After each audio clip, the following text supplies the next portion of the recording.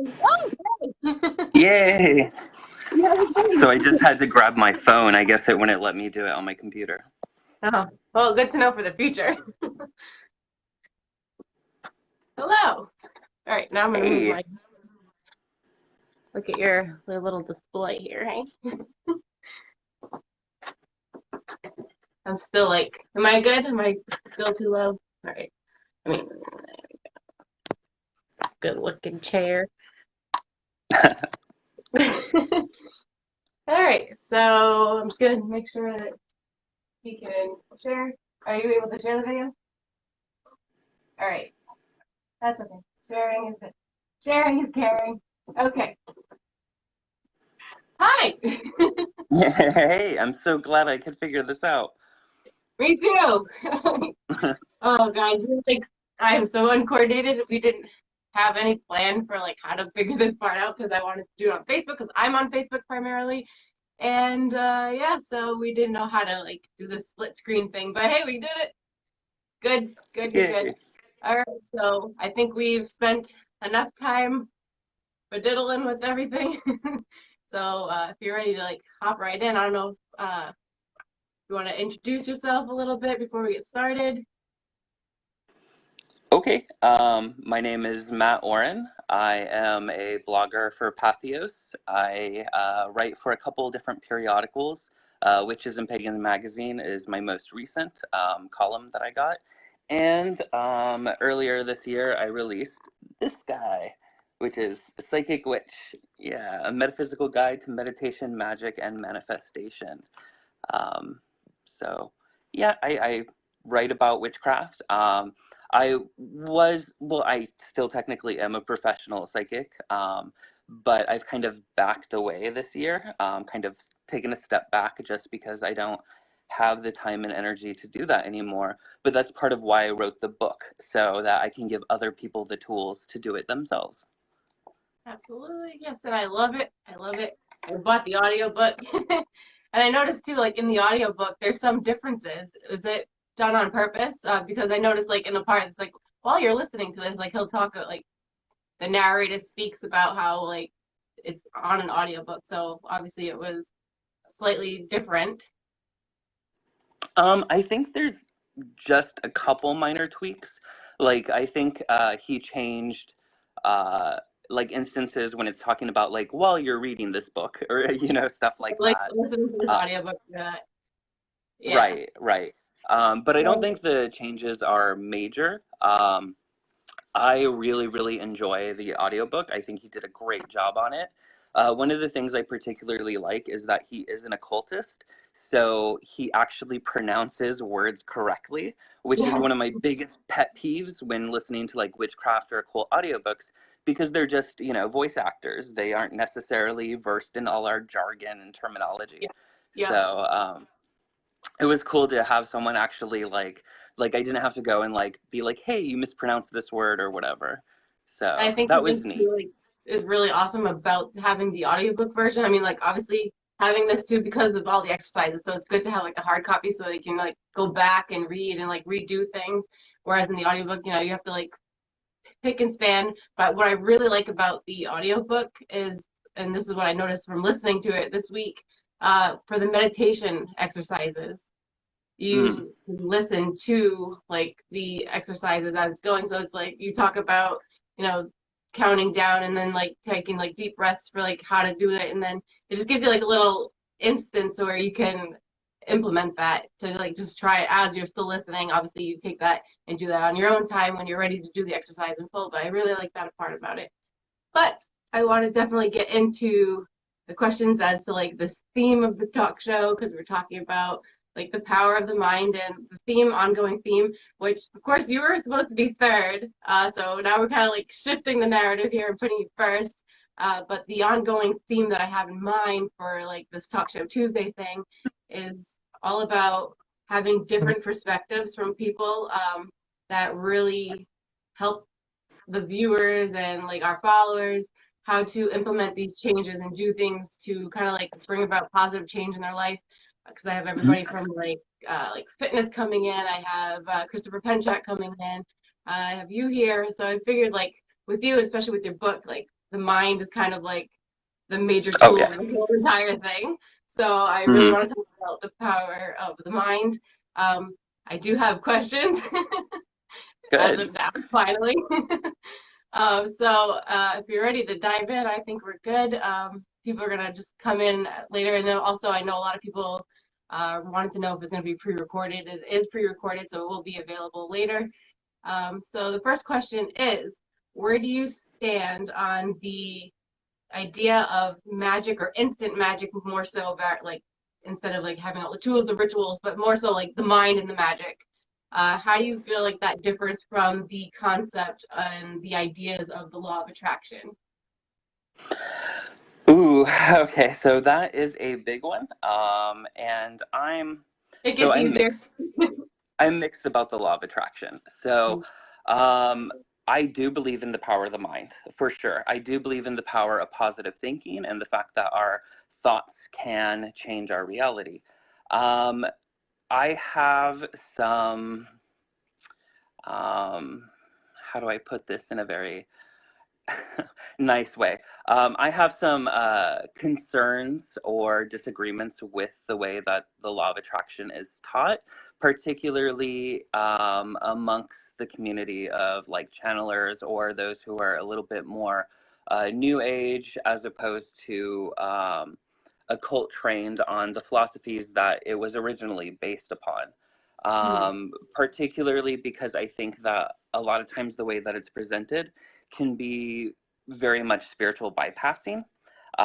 There's sort of a focus on just making sure that you feel good, not confronting anything that's like difficult or hard or uncomfortable. Um, and it can sort of lead to a little bit of delusional thinking.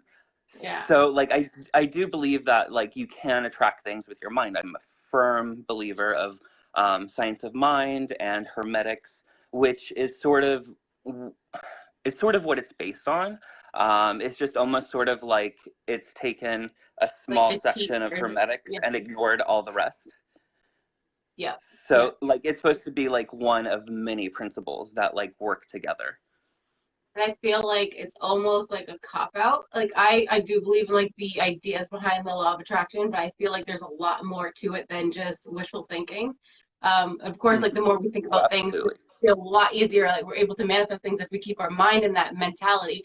And I feel like that mindset is what, gears us to get these things to come to fruition. But it's not so much of, well, if I just keep visualizing this over and over and over and over and over again, it's gonna happen. It could, but like the likelihood of it actually being a thing. Whereas magic, you are in your book, you talk about like how to recognize and feel the energy, and how to know that you are in fact manipulating it for that outcome. And I feel like with the law of attraction too, it's very easy to fall into like hedonistic kind of way of being. Whereas with magic, you have to really think about the ins and outs. Of course, like not path related. Like I know witchcraft and Wicca are very different, but just I don't know.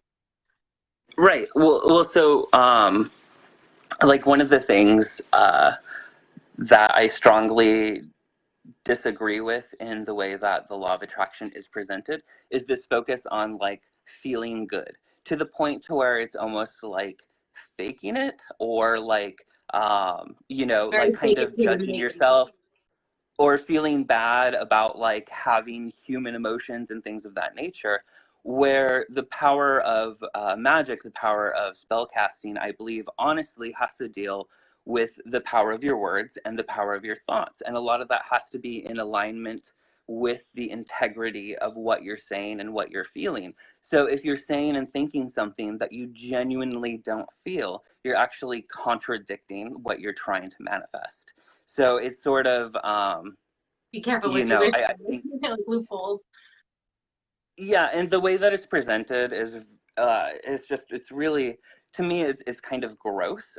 So I had a controversial post that everyone was like, oh, why are you going after Abraham Hicks? Because I was talking about how, like, Abraham Hicks, like, I really don't think people should follow. And they're like, oh, why? And so I started posting these clips where, like, Abraham Hicks is talking about how, like, people who are raped or people who are molested as children like manifested it themselves, you know, or how like with slavery, no one's to blame, that it was an agreement, an energetic agreement that, you know, people of color made to be in a better spot later on. So like there's a lot of really gross victim blamey spiritual bypassing. You know, there's one clip where someone's like, oh, I see starving children and, you know, it makes me really uncomfortable and I want to help them. And I know that, you know, my vibe has to be high or whatever. And Abraham's like, oh, well, if it gets you out of your feel good vortex, then ignore them. You know, so, you know, the witch's work is very different in the sense that we're all about confronting those difficult things because that's how we grow. That's how we genuinely heal. That's why I have a chapter devoted to shadow work, or at least a section. Like I touch on it enough to kind of get the basic rundowns, but it's not like a super in-depth thing because it is sort of a lifelong study. But essentially, it's this idea of confronting the things that do make you uncomfortable, aspects of yourself that you have rejected or that you don't want in your persona, and recognizing that it's still a part of you. So figuring out how you can confront it, dialogue with it, and repurpose it in a healthy way so that it doesn't have unconscious control of your life. So an example that I give that I think people can relate to, like I don't talk about this in my book, but I talked about it in a blog post. Sorry, my mouth, it gets dry when I talk. Is Marie Kondo. So Marie Kondo, like everyone knows, like, you know, the woman who goes and like, you know, helps people get rid of all their hoarding and stuff of that nature. So the background of her story is as a child, she felt like she had no control of the world. So she would compulsively clean to the point to where like she would not go out to recess. Like it took over her life. Like she would not socialize. She would not talk to people because she was so frantically obsessed with, you know, cleaning and maintaining things. So what she did was she reapproached it and she found how she can turn it into a strength. So now she uses it to go to other people's house, to socialize, to help improve their life. So it's just a matter of like looking at something that makes us feel uncomfortable or something that has taken our power, recognizing that it's still a part of ourselves that needs to be incorporated in a healthy manner, and finding how we can repurpose it to be an ally instead of something to ignore and neglect. Because the whole idea with Jungian shadow work is when we ignore it, it just grows bigger and bigger and bigger in the background and takes more and more control of us. So like, I think, you know, with some of these law of attraction ideologies and the way that they're presented, they're actually making things worse and more difficult for people in the long run, particularly with their spiritual advancement, because there is no genuine fast food when it comes to spirituality. Like it's work. So that's my little tangent. And there's another thing too that the law of attraction touches on that I've noticed, and this is something that kind of turned me off right away, is with working with working with the law of attraction, basically, you know, beelining for it. There's this structural belief behind it saying that the universe, and this is their word, like the book's words, and saying that the universe sees no negative. But in the terms of how you think. So like say I really, really don't want to do this, and the universe basically they're saying cancels out any negative connotation and says, okay, well that it's gonna do this. So say they use the example of like I don't want to spill this on my shirt. You're gonna spill it on your shirt because it doesn't hear the don't. And I feel like that's kind of like that's over the top.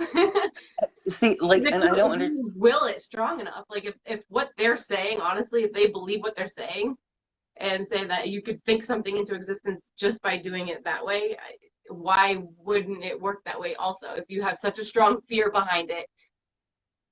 Right. So like that's always been a little absurd to me because like the universe, and like I think that's a total acceptable term for the great mystery, for God, for source, for great spirit, whatever you want to call it. Is it really that stupid that it can't understand negatives? especially when If part you think of you can do anything you want, how is it gonna not know that, really? right, especially when, like, it does, like, there is this destructive component to the universe. There is, the moon wanes as much as it waxes. I think I don't know. I think it goes back into this sort of, spiritual bypassing of just like focus on the positive and like ignore anything that's even slightly remotely negative. And I don't know, like if that floats your boat, if you find resonance with that, like more power to you. I just think in the long run for spiritual development and for larger manifestation that it is maybe not the best, healthiest path. So speaking of healthy, and also you had just touched on briefly on like shadow work and everything. Uh, Mm. a friend of mine last night was helping me brainstorm questions, and then she had a great question too. Where do you feel like how does mental health and or illnesses, cold, maybe chronic illness, how does that play in your like opinion on magic work and everything? Do you think that hinders, helps? Is there a way to navigate it for somebody who is chronically dealing with something that may or may not enable them to be able to be their full optimal self at times? Okay, so I am not an expert on mental health, and I don't pretend to be. And I don't want to give advice when I don't feel like it's necessarily my place to do so. I do believe that, it is another hurdle for some people to get through, as just just in living in general. It's another. I have the privilege to be uh, neurotypical. At least I think so. I hope so. But there's a lot of, I know a lot of magical folk that aren't. And I think there's a lot of stigma that we need to address in regards to mental health. But I have a friend who is a priest in witchcraft who I know is bipolar. And, he is actively working through it. And I think the important thing is that you're being authentic with yourself and you're being like self-actualized. So like I really respect the fact that like he's taken responsibility for it, like he owns it. He knows when he is not well in the moment. So like he'll take a step back from priesthood. Yeah, Um, take you know, accountability for it, that awareness.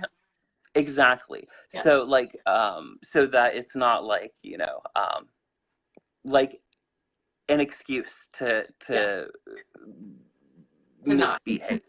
Yeah, No, so it's sort of just like it goes into this realm of like knowing yourself. When it comes to manifestation, um I can't fully answer how that would be just because I haven't had the experience of mental, health challenges like other people may. and I think it's But I also like an individual by individual basis too, because some people are functioning, some of them are not.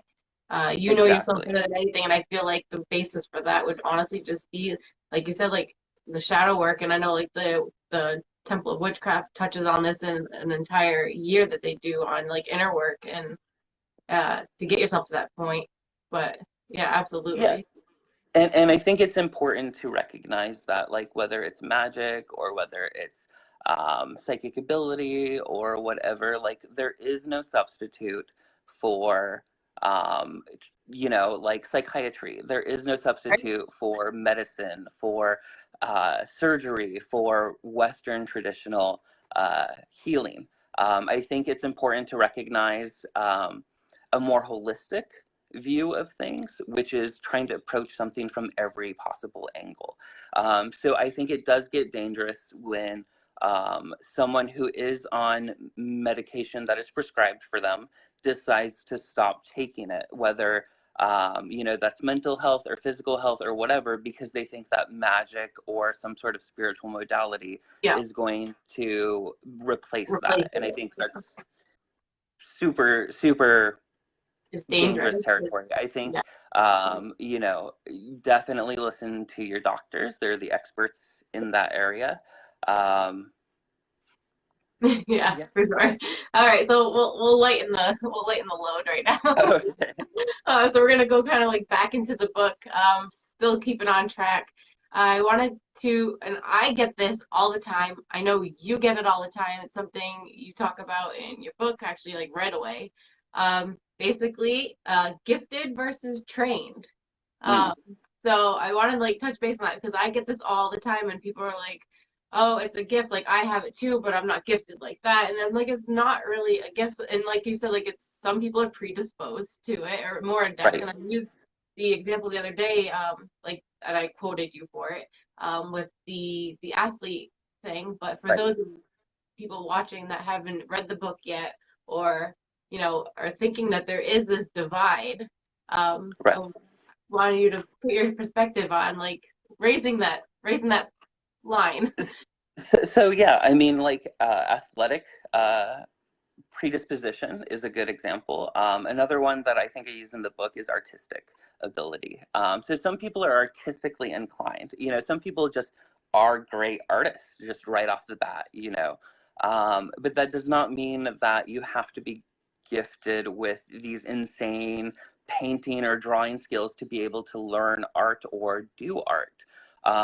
So I often find that, like, for some people, there's this idea of being naturally psychic or naturally artistic, or magically inclined, I mean.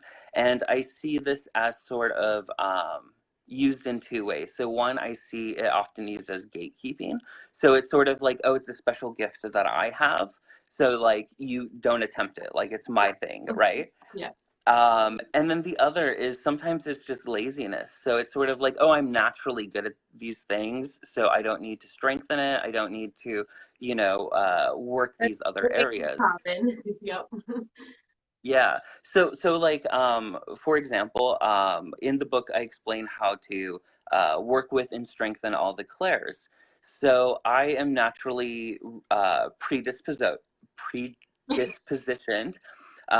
to be really naturally talented when it comes to external clairvoyance. So I can see auras really clearly. I can see spirits, things of that nature. I am not naturally predisposed to seeing inner mental images. So that inner clairvoyance is something that I've actually had to put a lot of work and energy and effort into.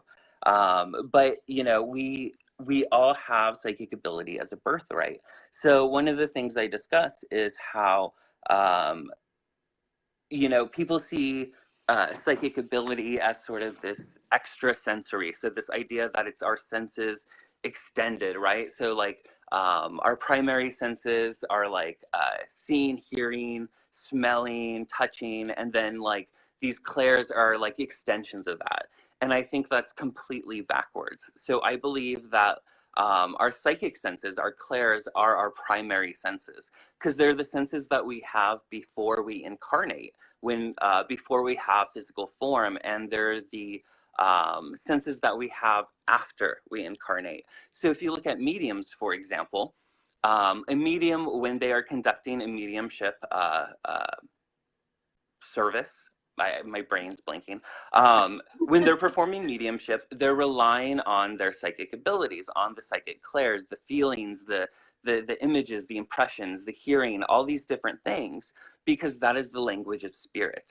And it's important to remember that we're spirits first. So I believe when we're born, we sort of, these psychic abilities sort of crystallize into physical senses and slowly retrieve as we get older, which I talk about in the book, about With the children and brainwave children. states That was and next. how they're more naturally predisposed to that than adults, and why.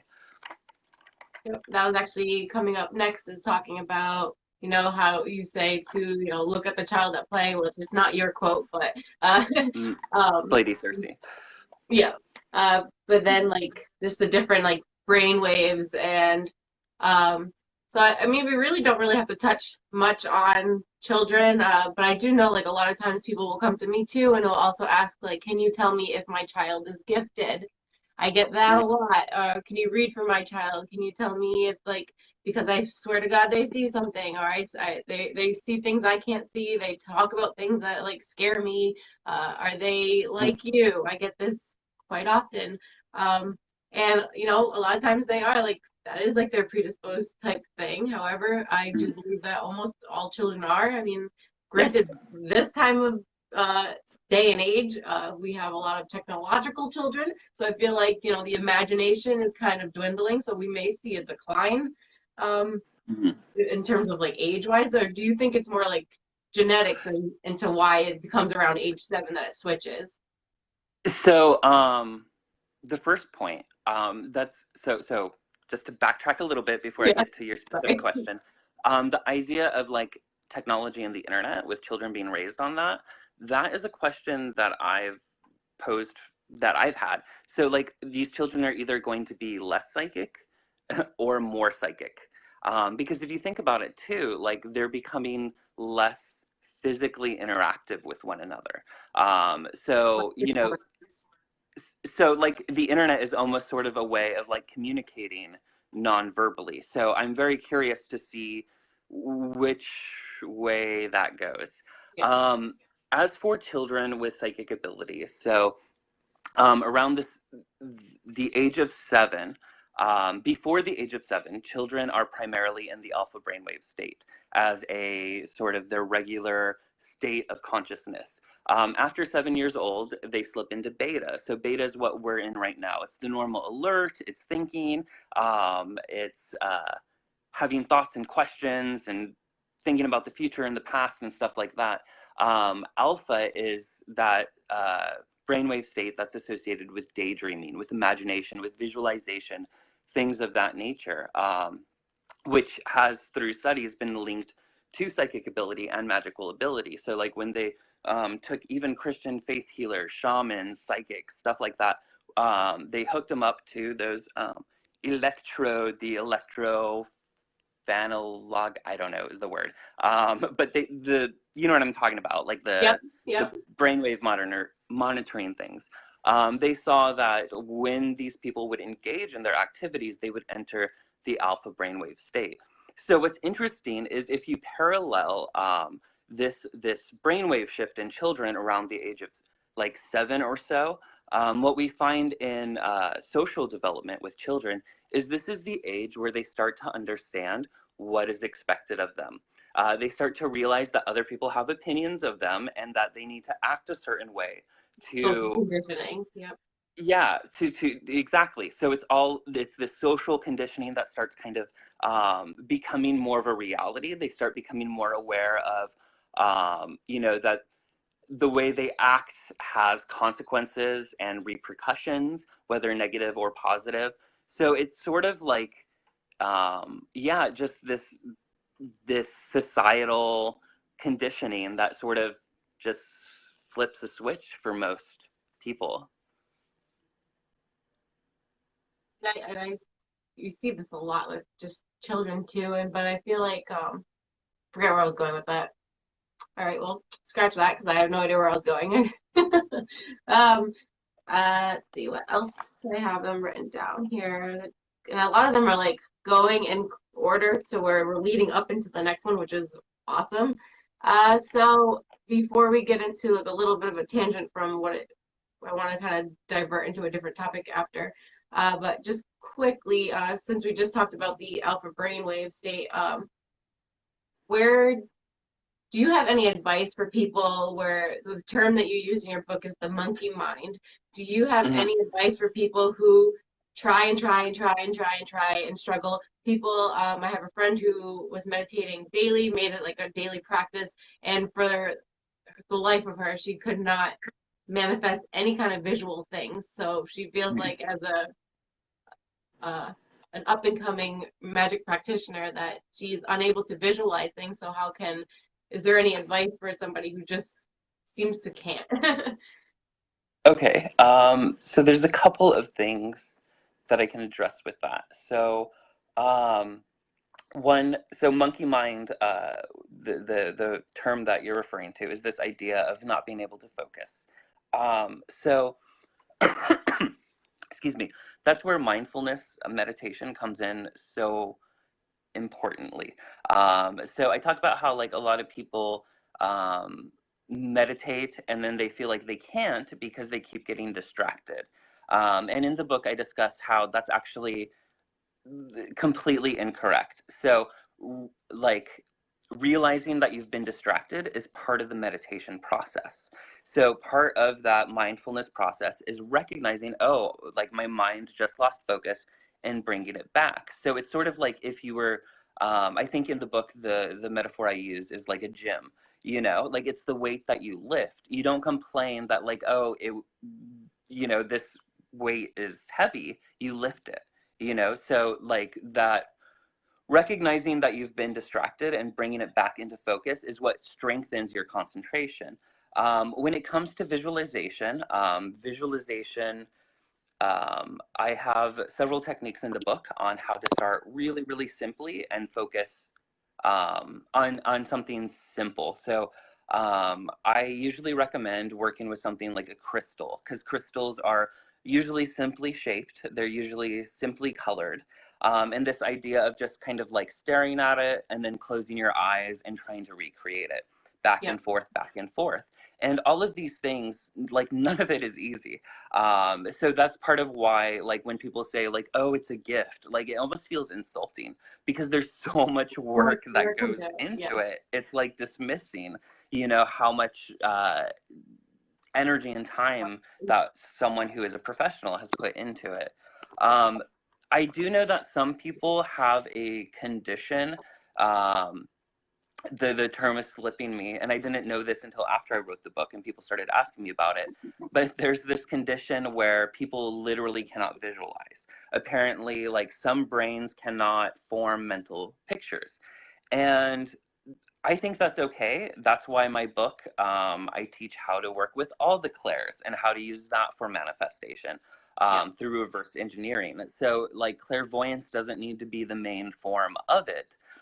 It's just how most of us are naturally kind of predisposed with sight in general, because sight tends to be a primary way that we function. However, you know, like some people are blind, you know, so their reality is a little bit different, the way that they perceive it. Certain senses are stronger than others. So that's why I put a focus on, you know, trying to develop all of the clairs and reverse engineering that for manifestation. So it's obviously more powerful if you can put all of that, you know, the hearing, the seeing, the smelling, all of that into your manifestation. But it's not necessary. It's just sort of like plugging in more amplification into it. So if someone cannot visualize, there are definitely other clairs that they can work on. However, in my personal like apprenticeship and workshops and stuff like that, people who have said that they can't visualize, I personally have found that that's not true. That it's just a matter of sort of working on it and recognizing it. So in the book, I talk about like, you know, envisioning a pink unicorn, for example. And for most people, that'll flash for like a split second somewhere in their brain. So it's a matter of also finding where was that, you know, because usually it's so fast that you don't see it in vivid detail. So it's all about like strengthening those things so that it does become vivid.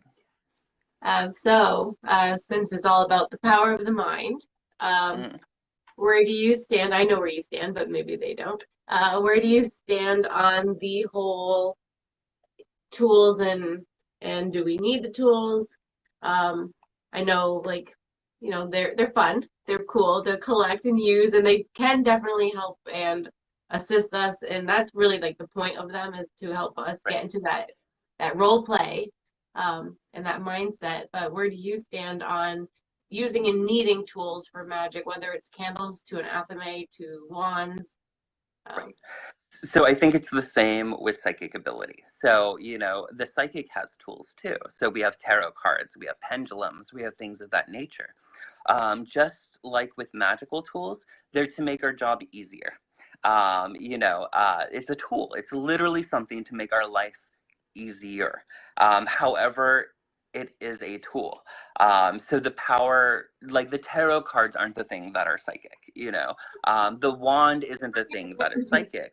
The power is in you. However, that being said, through working with a tool and putting energy into it, you do sort of energize it. However, there has been a focus in modern times in occult practices to sort of get more fixated on the tools than the Which yes, power of the mind. Yeah. So like my whole approach to this book was like, well, what would happen if, you know, I was lost at sea or stranded in a desert or, you know, goddess forbid, paralyzed one day? Like, how could I still perform magic without having the full access to my body or materials? Because even like some of the earliest voices on witchcraft, like Doreen Valiente, was very firm that like, the magic is in the mind, you know, that tools are just sort of tools. They're things that help us. But it's sort of like if we were to look at a tool like a hammer, right? So like a hammer obviously makes the job easier. However, you need to have a hand that works good to be able to use that hammer properly. So I think, you know, skipping the basics of that sort of strengthening the mind and the ability that the mind can Mhm. do for wielding energetic power, it's important not to skip that because that's the foundation that you're going to build everything off of. Because if you can't do magic because you don't have access to tools, um, like I don't know, like I would be so disappointed in my students if like that's how they felt, you know. Because magic is universal and we see it in like so many cultures and it's expressed in so many different ways, and each culture or tradition has their own tools and they have their own connection and relationship to it. They're still working with energy, you know. So it's not the tool that is the focal point to me. The tools are more of an expression of how one relates to their magic and their magical practice. Does that make sense? Yeah. Getting a little rambly. So. And I think what's great too about just hearing that and having people hear that is wonderful for all of the closeted practitioners who are not able to, or maybe they're in a household, maybe they're young. I know, like you and I, we started young. We started with Raven, Silver Raven, Yay. and so like here we are with like a little shoebox hiding rocks under the bed and all these things that Yeah, yeah. um, I that totally I feel had. like, even as adults, and I feel like a lot of people are coming to the craft more now than ever. I know like that's a well-known thing now, that Mhm, it's, you know, becoming a thing, especially with the whole witchy aesthetic uh, mhm. whole thing. But with that, what was I saying with it though? It's No great to be tools? able to work on our mind because A, we could do the work completely nonchalantly and then also manifest and do the work without the tools. So, and with all these people coming to the craft or becoming practitioners, energy workers, uh, having it's not always socially acceptable. And you talk about that too, like using the word witch, using the word psychic. We'll talk about that in Mhm, a second before we get get this going. But I feel like with that, sorry, I went off on a tangent now. Um, with all these new people like coming in, especially as adults, their partners, their families, they may not be of the same faith, they may not be of agreeing with anything or just understanding of it. And I feel like really knowing and utilizing and that the power of the mind is really how it is and that it's energy work and not necessarily all the tools. I have people who are like, I want to buy stuff from your shop, but I don't know, do you have like a smaller one? I need to be able to fit it in my drawer. I needed to do this because I want that Athame, but do you have one that's like 3 inches smaller? I need to fit it in this box that I have going on under the bed, which is apparently like a very common thing. And I feel like that is just something so strengthening. And that's all these people who are coming to me. I refer them to your book. I was like, you don't need it. I refer them to you and then The Earth Power by Scott Cunningham. Like those are mhm. Yeah, my childhood, you were talking about like the little secret boxes, right? Like my childhood Athame was a fucking butter knife, you yep, know? So yep. And it works for me. I mean, I had Silver Raven Wolf's Teen Witch kit, you know. I don't know if you remember that or not, but it was like this little kit with little, you know, tools. I think they had it at But Barnes and Nobles or whatever. It was like, maybe. I don't know. yeah, yeah. I mean, I think it was like everywhere because it was through Llewellyn. Um, but like I was able to get the magic to work. And one of the experiments I had, I think it was last year or the year before, was I revisited the Teen Witch kit and I revisited her book, Teen Witch, and a couple of her other works that have been heavily criticized. And I was like, let's see if I can get it to work. And it still works. Like, you know, so the magic is In you. still there. Yeah, it's within you. I see the magical tools, particularly the witches' tools, which are seen as representations of our relationship with elements. And the elements are how we sort of like, it illustrates our worldview. It helps divide ourselves and our world into different areas that we can focus on. Just like the tarot does, you know, and the tarot is based on those four main tools, like the Yep. wand and the athame and the chalice.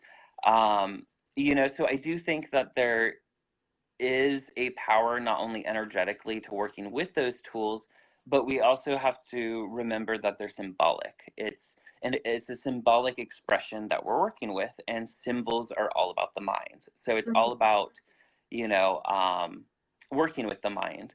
A lot of magic that I do is not even at my altar. So I do a lot of magic at my altar, but like my day-to-day magic is not anywhere near my tools. It's not anywhere near my altar. And I think that is the difference between, there's a level of I don't want to use the word competence, but like adepthood at not needing to be bound Yeah. to those things. You know, like I feel the witch should be able to do magic anywhere on the spot, if they need to. And so my book is very focused on that. But it's also not focused on just visualizing or just positive thinking or anything like that.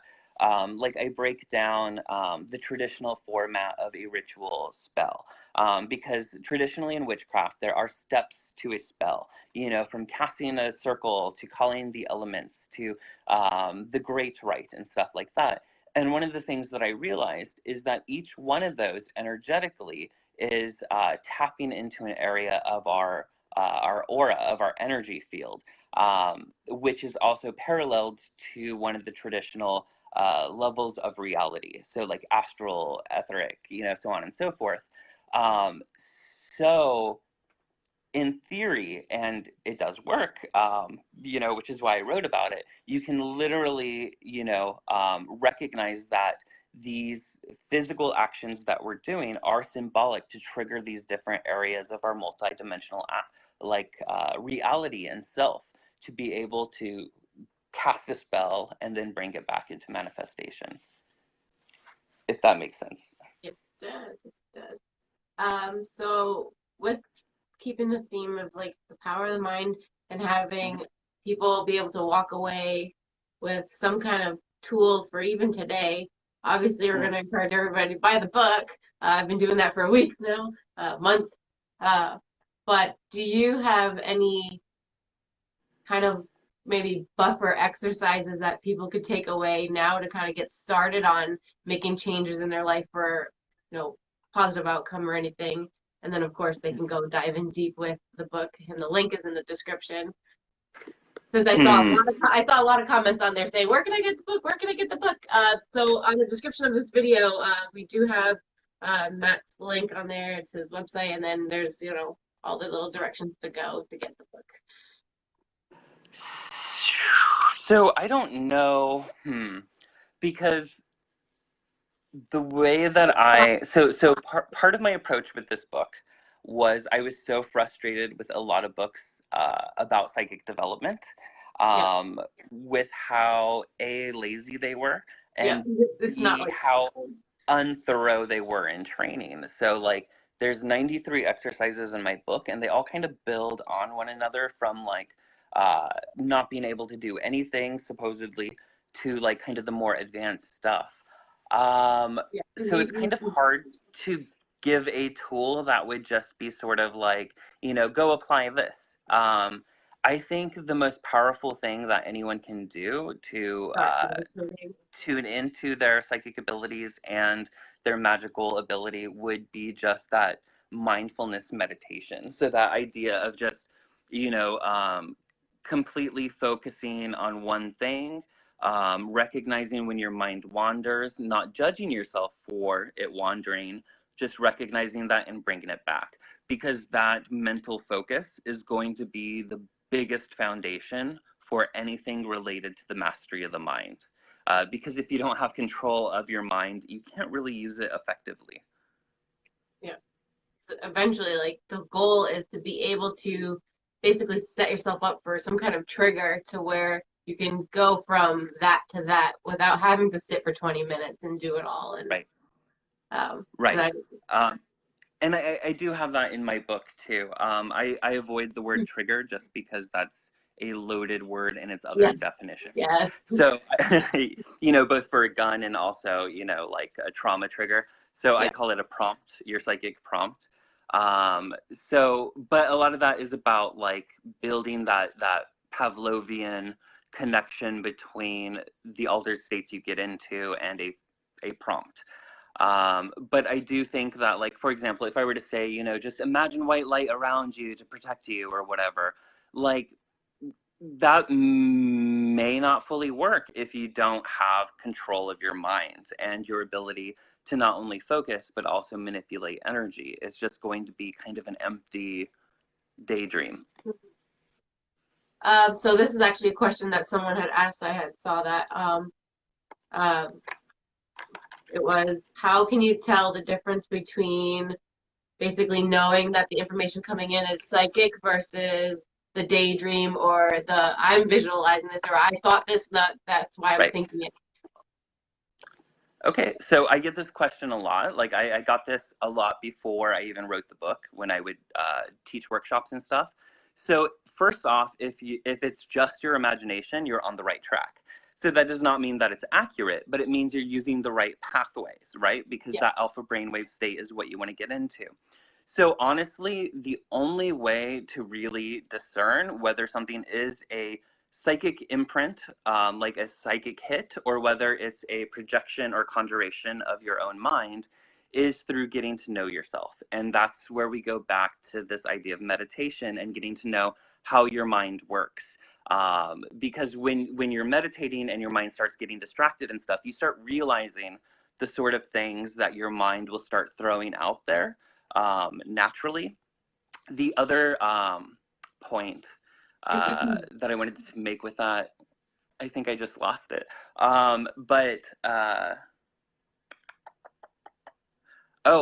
It's just experience.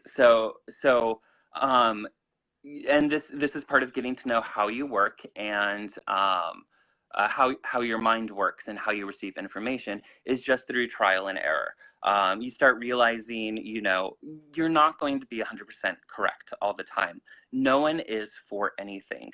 The best lawyer in the world, is not going to be 100%. The best surgeon in the world is not going to be 100%, but there is a level of experthood that one can achieve. And I think like it's just a matter of just sort of trusting the process, learning how you work, and then you start sort of recognizing, what are projections from yourself and what are genuine hits. And that's why it's so important also to sort of practice with people, to practice with a partner or a client or a friend or something like that. I wouldn't say client because you don't want to charge if you don't know what you're doing. But it's just this matter of recognizing, oh, I was right at this time, I was wrong at this time, and the information came in different ways. And it's sort of hard to explain because it's different for every individual. And this is why, that meditation, that focusing on realizing how you work, as well as journaling, is really important to sort of keep track and recognize how you work and how you think. Yeah. And that's something I talk about all the time in my videos. Just it doesn't you don't have to sit down for 20 minutes and write a whole spiel about everything. You could literally just say, on this day, saw this, or even if you're not reading for somebody, but like say you're like trying to work on your premonitions or foresight, you just jot down the date, like I saw this, and then write on if it does happen on this date, and then validate yourself because a lot of times too, a lot of these things are not necessarily not hits, they're just doubt, self-doubt, and a lot of times they people can doubt themselves, and that puts them into this mental block because they would have had Absolutely. it. Yeah. So that's why my very first exercise in the book is role playing. And that's based off like what I would do in workshops with two people, but I had to kind of reframe it so it could be one person reading the book. Yeah. But I would sit two people in front of each other. Like I would pair people off and I would say, just imagine that you are the most, we're just going to be silly and pretend you're the most psychic person on earth, right? Like you're never wrong. You're always psychic. And you're going to read the other person, and the other person is not allowed to use the word no to you at all. They can agree with things or they can be silent. And what's amazing is they find that when they give themselves that permission slip to be silly, to be wrong, to not like hold themselves up to this kind of, standard of self-doubt and stuff, that a lot of their hits are correct. However, when you're starting to learn these things and someone says no to you, that like self-doubt clicks in and you just turn Yeah. off completely. So there is something definitely to be said about like trusting yourself and trusting the process and just allowing yourself to be playful, which again goes into that sort of childhood energy and mentality of just, allowing yourself to be imaginative and to be wrong and, recognizing that you're never, no psychic is 100%. I have worked with and trained with some amazing, mind-blowing psychics, and they're not always correct 100% of the time. One of the things that I try to be very clear with, but how I receive it is almost always correct. So with clients, when I'm doing like, when I'm talking about purely psychic hits, I'll say, so this is what I'm receiving, and this is how I interpret it. Because I've found many times the interpretation is completely off. And sometimes that's because the symbols and the impressions are for the other person and relates to them in a way that I don't have that sort of interpersonal connection with in my own life. Absolutely. Do you have any advice? I know we're getting close to our time, but do you have any advice to people who maybe, they feel like they do have it developed or they're working with like psychic work already or anything, and maybe they hit a mental block or a roadblock, or all of a sudden, they're on fire, then all of a sudden, they're reading and it doesn't make sense, or they put the card down, they're like, that's not even like, that doesn't even relate. Is there any like reasoning do you think behind that, or like advice for when people hit these blocks, or these, yeah, I guess we'd call them blocks. Okay, so through personal experience, I've learned that a lot of this is sort of um, ego or middle self. And when I say ego, I don't mean like grand ego, right? But it's sort of like our rational mental mind Hmm. versus like that intuitive and psychic side. So I have learned to always trust what comes, because a lot of times, the fight is like, I don't see how this can connect, which is that middle self, right? Or it's like, this is not what I want it to say. Yeah. Um, so so I think a lot of it isn't even about a disconnect. I think it's literally just about um, that sort of middle self getting in the way of like wanting it to say something different or not seeing how it can possibly be true. Um, I have a very recent example of this that I would love to share, but it's personal because it is a client. But I sort of, I doubted myself for a second because this client is a high profile psychic, and they were like, I don't see how this can be possible. So I had this like, oh my God, like, am I doing this wrong? Like, am I doubting it? Because I was like, yeah, I don't see how this is possible either. And then a couple months later, Corona hit and all of the things came true. So it was one of those like, one of the best things that I've ever heard in regards to psychic ability was Lori Cabot. Because I've had the honor of being able to work alongside her for psychic readings in October in Salem for a couple years now. And I have seen people straight up argue with her and be like, no, that's not true. That's not possible. And she'll be like, you don't understand. Like, I'm the psychic. You're coming to me because I'm telling you things that you can't see or you can't understand. Yeah. And you know, there's just, and she's right. I mean, like, Lori is one of the most accurate psychics I've ever, like, mind blowing. Like, she's found dead bodies and killers and all kinds of stuff. Like, it's all documented. But it is one of those things when it comes to psychic ability, we're tapping into things that we may not possibly understand, or they may not possibly understand, which is why we are going to these psychic abilities and these services to begin with. Yeah. And I think, like, just to, like, drive the whole entire thing home, the major theme here is honestly to listen to ourselves, to trust ourselves, trust things as they come through. A lot of times too, like, you may have, like, I've seen this happen with me too, is I will spend time in person with somebody for, you know, a length of time, and then they come to me for a reading. It's online. We're not together. I know how their life was going, so I feel like, you know, I'm kind of like iffy. Maybe I'm going to be a little bit biased or whatever. I try not to be, and I'm usually not. And then something comes up, and I'm just like, how in the hell? Like, that doesn't, like, how am I going to tell this to this person? Like, that doesn't even make sense because that's not even, like, what their situation is. Right. But this is where that trust comes in. Like, it came for a reason, whether it's through here or in the cards images. However, a lot of times I do the readings without the cards, or I just say the card and I just let it go.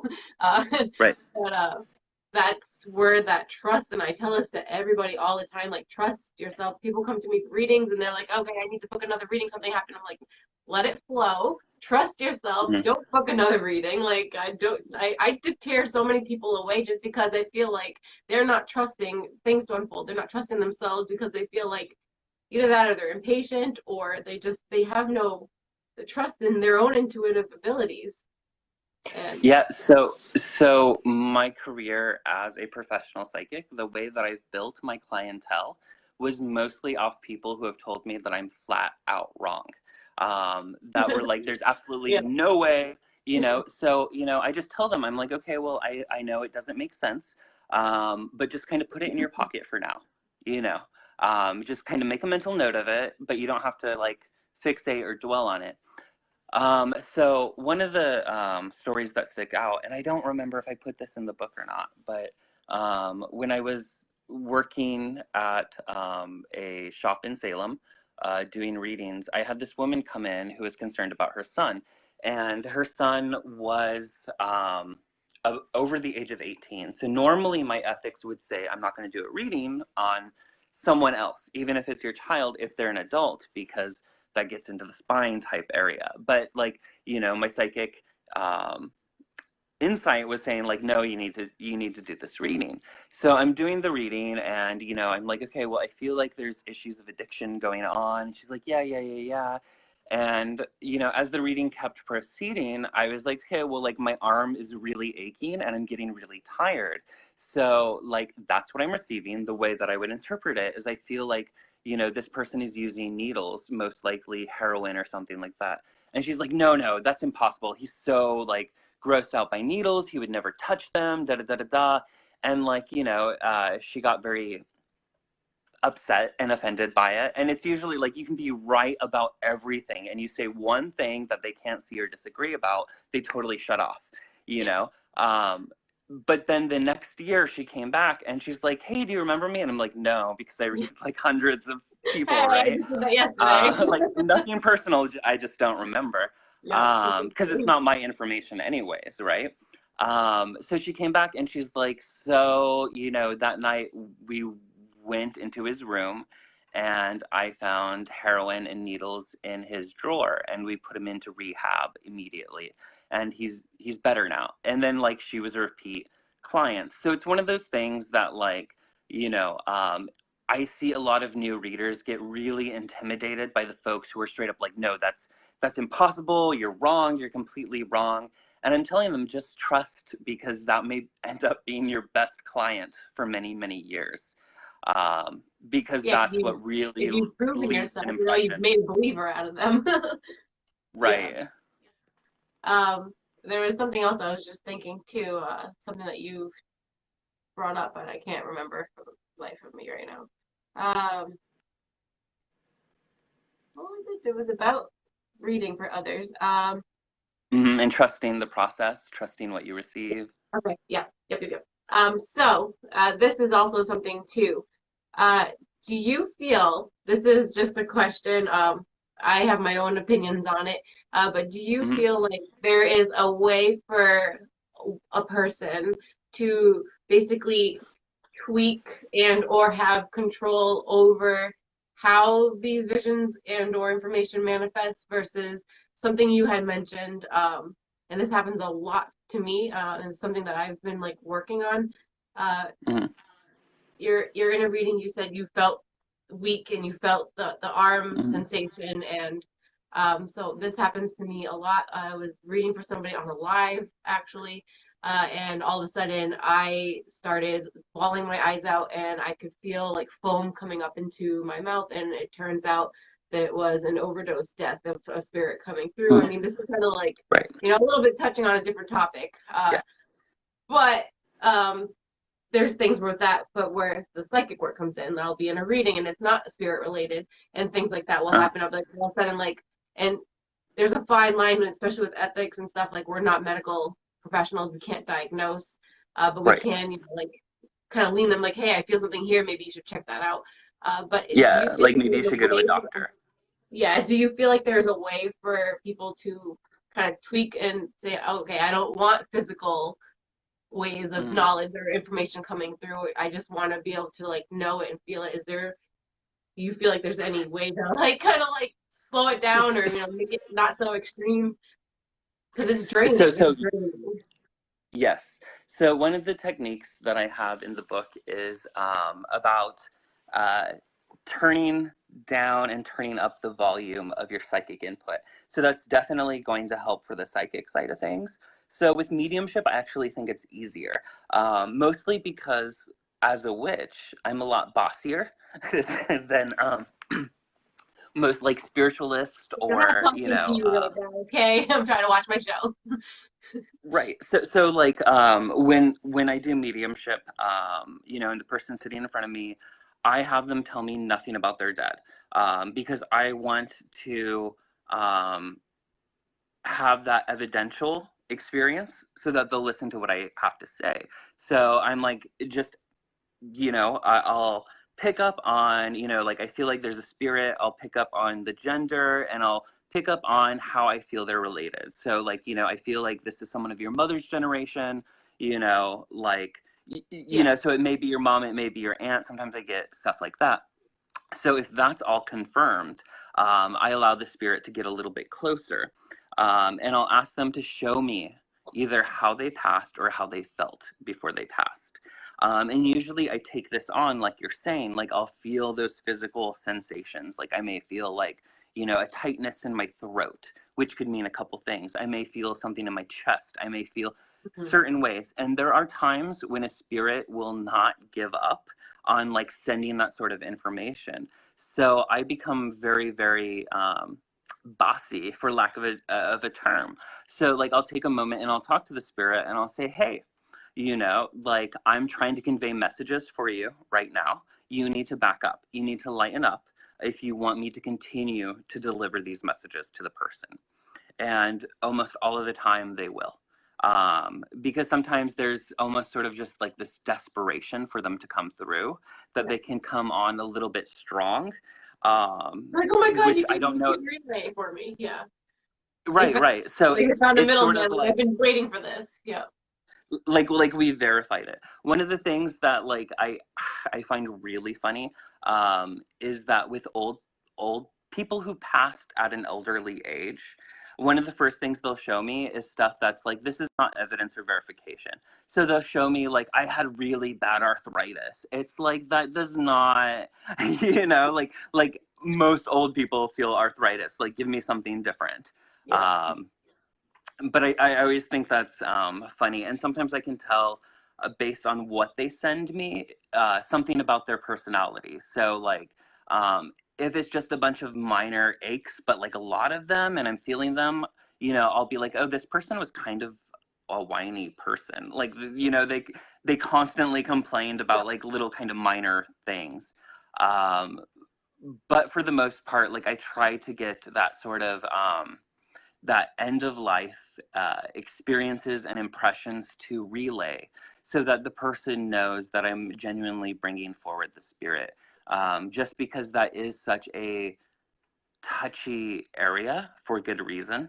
And there are a lot of charlatans out there when it comes specifically to mediumship and charging a shit ton of money, where it may not be authentic. The celebrity ones, like it kind of grosses me out.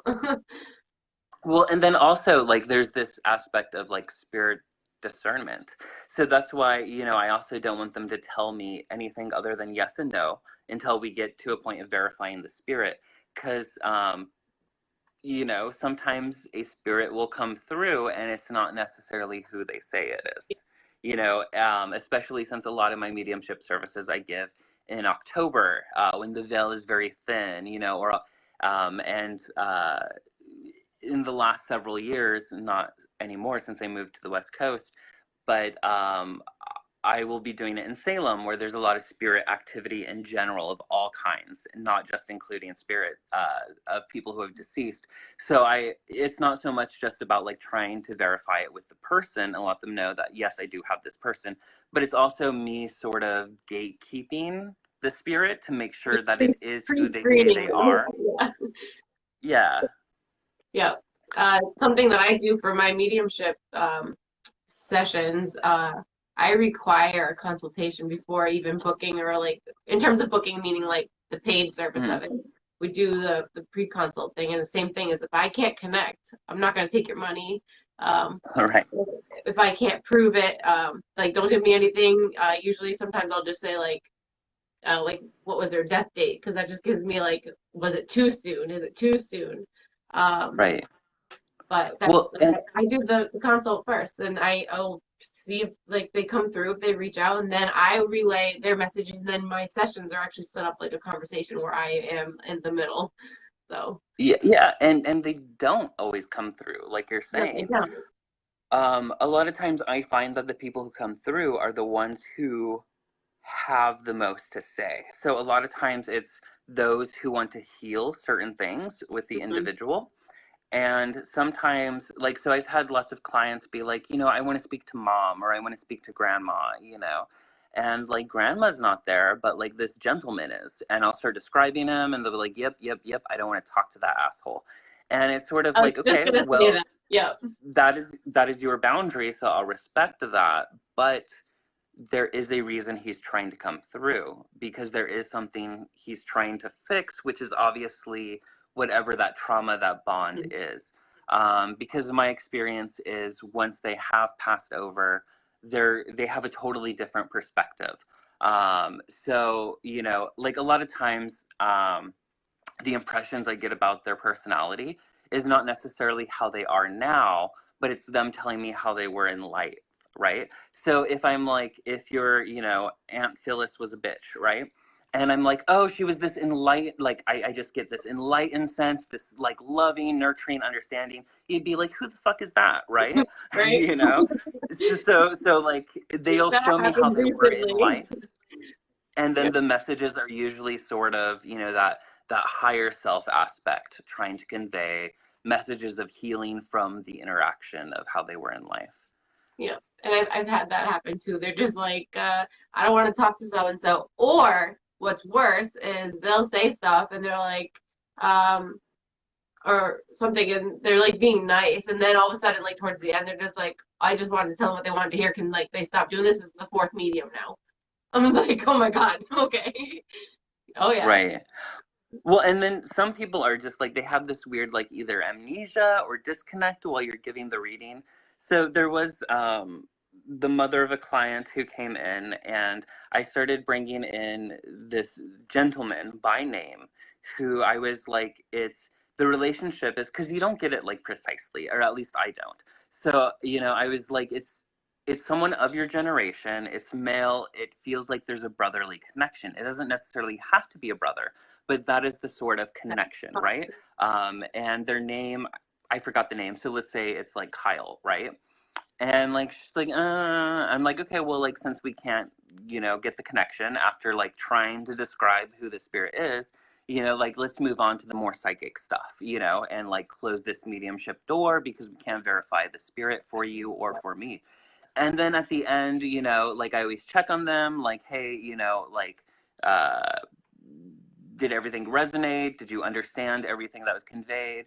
And, she was like, oh, yeah, everything except, this Kyle person. I don't know. The only Kyle I know is like my cousin Kyle. And like, I haven't spoken to him in many, many years.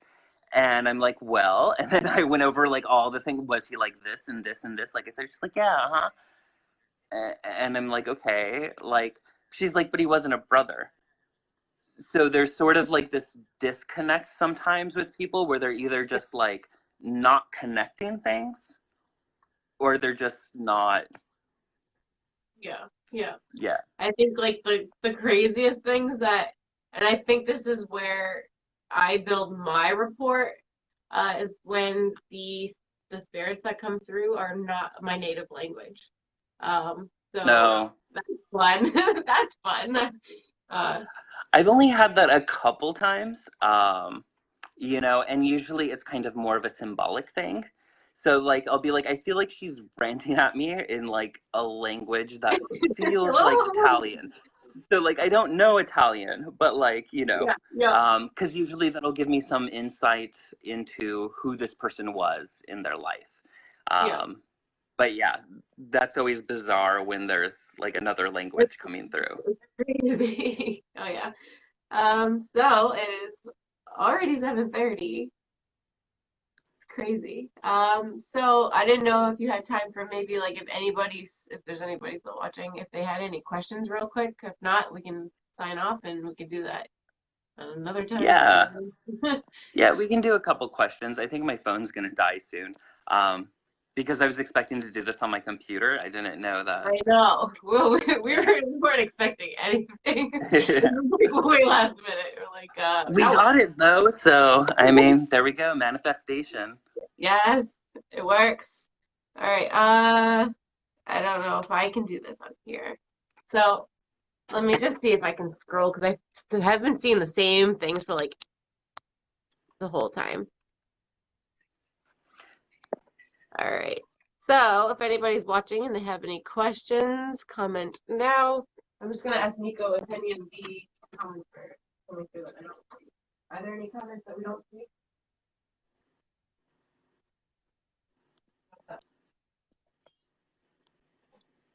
What is it?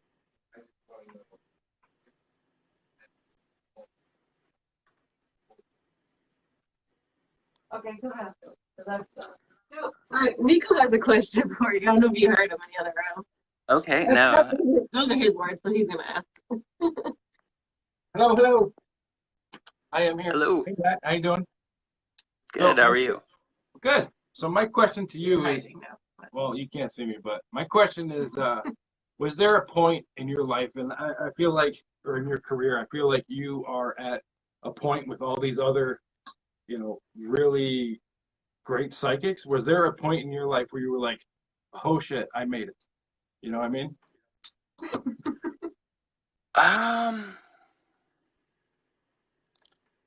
Yeah, I don't know. I'm not sure. Like, I still don't even know if I feel like I've made it. Because I try not to get too fixated on the career aspect of it. Yeah. I try to focus more on like, this is the work that I want to do. This is, yeah, I don't know. Good going. Put him on the spot. Yeah. I mean, I don't know. Like, it still doesn't even though like I have this physical book here, for example, it still doesn't feel real. Like I wrote a book. Like, Yeah. I don't Yeah. know. Like, there's just sort of this disconnect with like just doing the work. And I think a lot of that is just that like I don't really have moments to stop and like assess like, like holy shit, like, I've made it. Wait, you mean the flamingo in the pool didn't cut it for you? I'm in California chilling. Yeah, Hi. yeah, I don't know how to answer that. But there is a question there though, so I don't know what they're saying.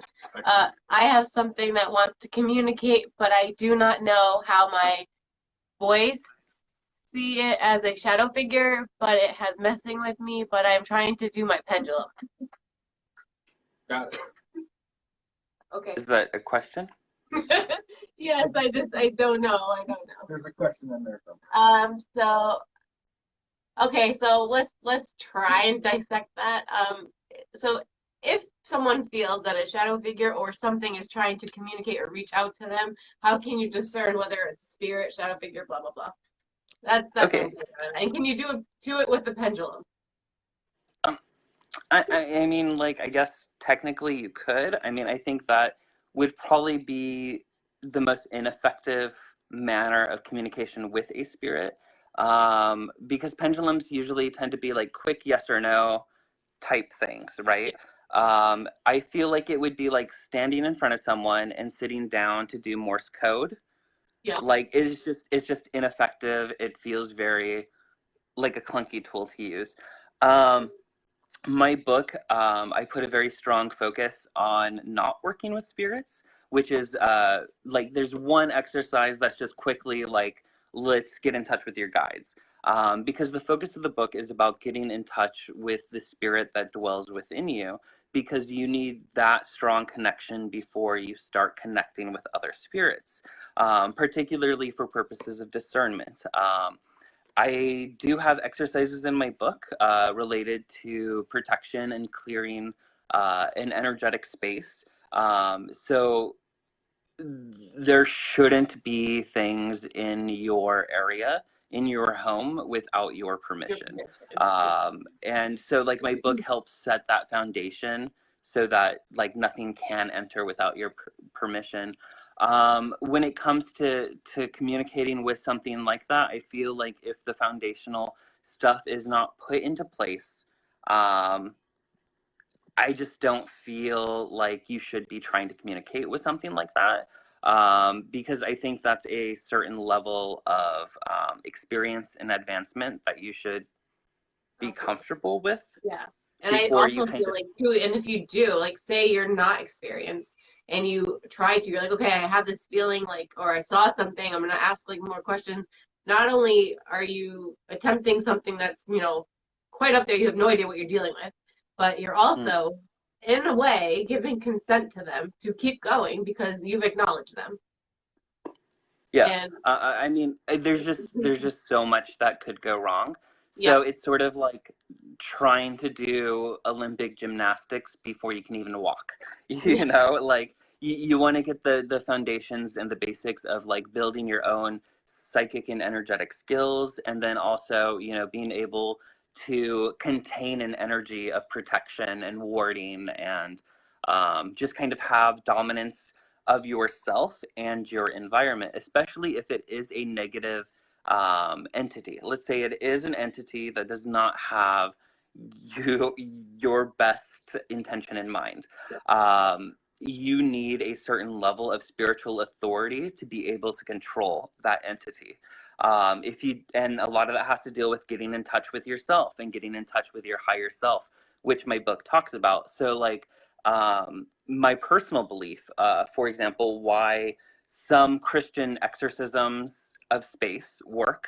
I'm not talking so much about a person, but that as well. And some don't, is it's all about the priest's connection with that higher self. So, I think that they may use the word Jesus Christ or the Holy Spirit for that higher self, but it's the same thing. It's about having that spiritual authority so that the spirit actually listens to you instead of like makes things perhaps worse, like you're saying, by sort of just poking it and antagonizing, opening that kind of door a little bit more. Absolutely. This is a good one too, and I know anybody who's watching who is a client of mine or has ever watched my live videos doing readings, they would already know my answer. So curious for you, I'm sure this question is directed for you anyways. Do you ever use a quote unquote filter when relaying messages to clients? So yes and no. So I have a firm belief that what I do is a service to help and heal people. So I see psychic readings as an aspect of my priesthood. And so I believe that sometimes by unfiltering things, you can really damage someone. You can really hurt someone. So, a lot of people take pride in this idea of like, I give them the harsh truth, right? So my whole belief is that the truth doesn't have to be harsh. You can convey information or a point with full honesty without making it harsh. So, an example, I don't know if I put this in my book because I have so many like experiences that I talk about in workshops. I don't know what I put in the book or not because it's been a hot minute now. But, I had a client who I saw her father was going to pass in fall time, and I saw that the relationship was bad. So instead of saying, like, hey, I feel like your father's going to pass in fall time, and, which This could kind lead of to mend relationships and Right. So that's what I led her to. Like, I feel like your father should, like, I feel like you and your father have a disconnect in your relationship, and I feel like it would be very healing and super important for both of you to work on that and to heal that before fall time.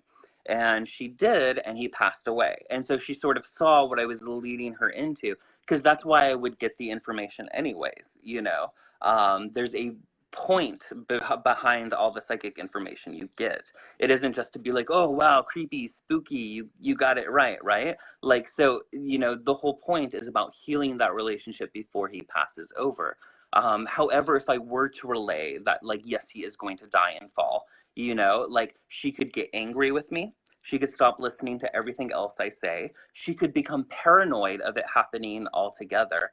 And also, as a witch, as someone who publicly is open as a witch, you never want to underestimate people's ability to blame you for saying something and it happening. Yeah. Oh yeah. Yeah. Same thing. I am known as the tell it like it is, but not in like a negative like connotation. It's just if it comes, it comes, and it's what they need to hear. But I always do it in a purposeful way with Right. to kind of redirect it. So say, okay, well this shows me that like this crappy thing's about to happen, but here's what you can do to prepare it, avoid it, or when that does happen, here are some tools that are really going to be beneficial to you to, slay it when it comes. Right. What? And then I think there's one more, and then we can wrap it up. So how can you recognize a person who is claiming to have psychic or mediumship abilities, but they really don't? So basically, how can you fish for frauds?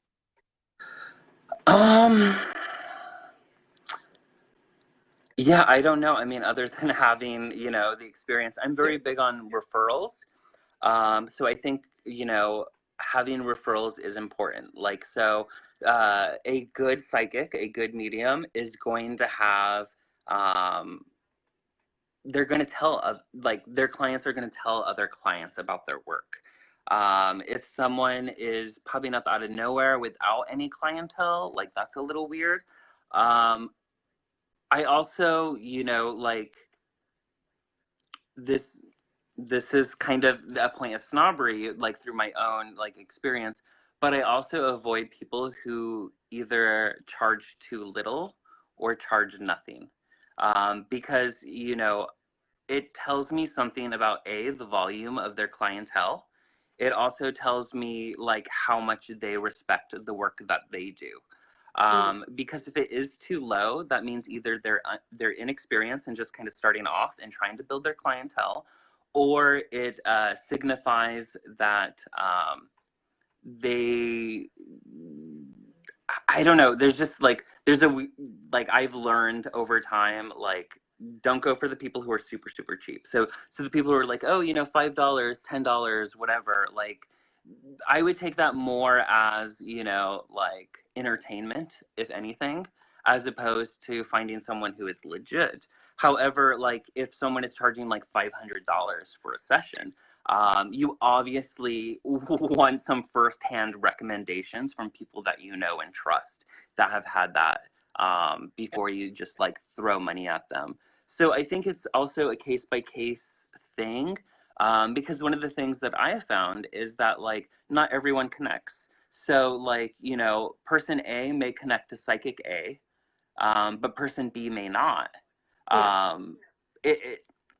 I don't know. It's a case by case type thing. I think just like a doctor or a lawyer or anything else that you go to for consultation, you want someone that has referrals, someone that other people can vouch for and have had good experience with. Yeah, absolutely. And I also think too, something important with picking one is to come full circle. Why not go full circle? Because that's how we do. Trust in yourself and your intuition. If someone doesn't feel right, despite how many great, referrals they have, maybe that's your signal that, this person's not going to be my connection. Mm-hmm. So like really trust your own self and like. But with that, yeah. With that, I would say also recognize your own personal biases. So I cannot tell you how many Yes. times I've had women of a certain age sit in front of me, give me a super judgmental look, and be like, so how long have you been doing this? And it's not like a genuine question, but it's like, you look really young. Or sometimes they'll be Right. like, oh, Yeah. like, I've never had a male reader. But it's not like, oh, I've never had a male reader. It's like, I don't know, like, so Yeah. I think, recognizing, Yeah. right, which is funny because like I've had instances where like they'll be like, oh, like I think I want to be sat with someone else, who's female, which may be okay if that's a sensitive area for them, but if they believe that only females can be psychic, which that's happened to me, and like I've laughed because like I was the one who trained everyone in the room, so. I think, trusting your intuition, but also recognizing what your personal biases may be. Yeah.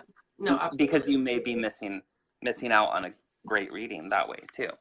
And that's something too, like you see that in schools, like that's something that I did in the past, and I don't do that anymore. We'll notice that, and like say you start a new job and there's somebody sitting there and you're like, well, I'm not gonna like them, and they end up being your best friend 2 years later because you never know. So like don't judge a book by its cover, but when the energies and the vibes, if you just feel like they're about to con you, or you just feels so directly off, then trust that. But yeah. And like, are you so saying I need to raise my prices? I heard that. Probably. I've had to like, I'm not doing readings right now just because I'm so busy. But I honestly thought like continuously raising my rates was going to fix that. But it just did not. And I found that when I raised my rates, the type of clientele that I had was different as well. Yeah. So it was people who did respect and appreciate the time and the energy that I was putting into it. And, sometimes that does sort of filter out people who are a bit more financially privileged. But, I also still to this day do readings for free or for like a sliding scale for people who cannot necessarily afford it. But it's all about how much someone appreciates it. So like if I'm charging $15 for a session, like there is a high chance that the person's not going to take me seriously. They're not going to listen to it. They're just not respecting my time and my energy. So I think it's $15. They can, they don't mind.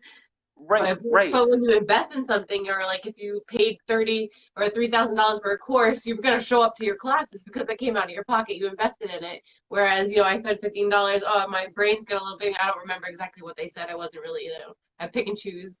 So yeah, like Right. you're also investing in information and everything. Right. Just like going back to the whole idea of like legal consultation or medical consultation. Yeah. Like there's a lot of time and energy and training in someone who's legit that has gone into what they do. So yeah, I think like part of getting people to respect you, client wise, is about respecting your own time and energy, and a lot of that has to deal with how much you charge as well.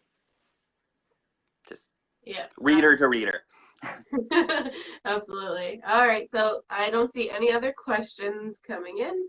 For anybody who hopped on late and is still watching, this is saved and it will be on playback in the event, also on my page. We're going to be forwarding it to my YouTube channel as well. I'm going to have a playlist for all the little talk show things. This is the first one, so hey, thank you. Yay. Alrighty, so thank you so much, and I will talk to you soon. Thank you so much. Have a great day. And also go buy his book. Oh yeah. See, ooh, double the psychic witch. It's also it's, as we were saying, it's available in Audible as well. It's available in Kindle as well. And if you have Kindle and Audible, it has the whisper sync, so it'll catch up to wherever you were in the last spot. Cool. So, which is I guess I need to cool. get a third copy then for my Kindle. I also sell signed and blessed and personalized copies of the book through my website, which I don't know if you put the link or not. I did. So your website is there, and also the socials link, which is the hyperextension. And I also did mention that you do sign copies and had the blessed books in a previous live too. So perfect. I got you. You got my back. I do. Well, enjoy your California. I'm gonna go get dinner started because it's 8 o'clock here. So. Okay. Have a great night. Thank you again for having me on. All right, thank you. Bye. Have a good night. Bye.